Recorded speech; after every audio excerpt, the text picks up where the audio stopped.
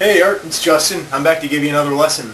So I'm imagining you've been working pretty hard on your E major and your A minor and all your finger exercises and your push-ups.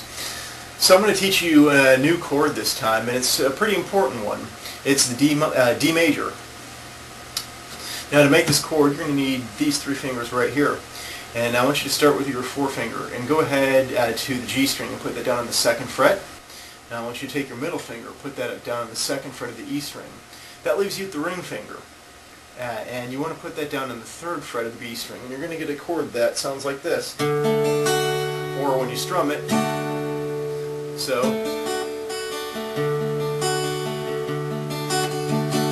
That really works in pretty nicely with all those other chords you're learning.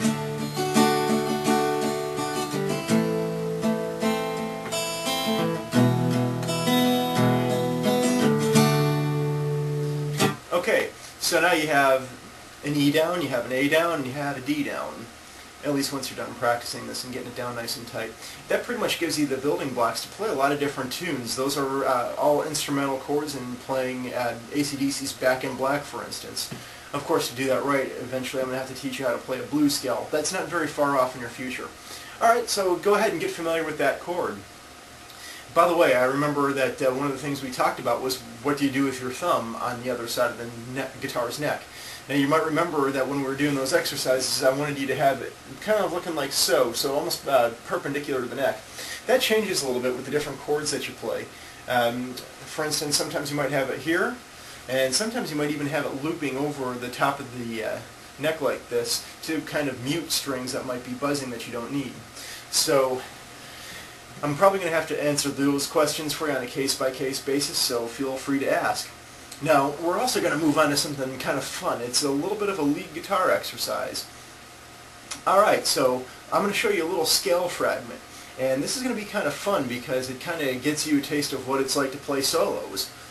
Now, this is a nice little fragment that I've used in a few songs, kind of like so. Alright, I'm going to teach you to play it in a different key though, in a place that's probably a little bit easier for a big set of fingers that's still getting acclimated to playing the guitar. So we're going to take this forefinger right here, and we're going to go all the way up to the 7th fret, and now you're also going to use your birdie finger for this lick. And you're going to put that down eventually on the 8th fret. Your pinky finger is going to wind up on the 9th, and then to end it all off, your forefinger is going to be on the 7th fret of the E string, and then you're going to go back down. So it's going to sound kind of like so.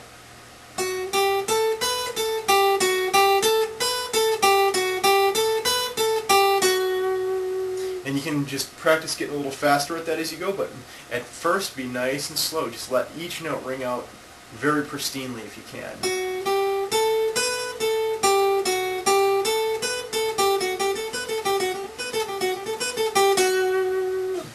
Alright, try that, that's kind of fun. And you can do that a whole bunch of different places around the neck. I mean, you're just learning how to play it one way. You can apply it to different scales.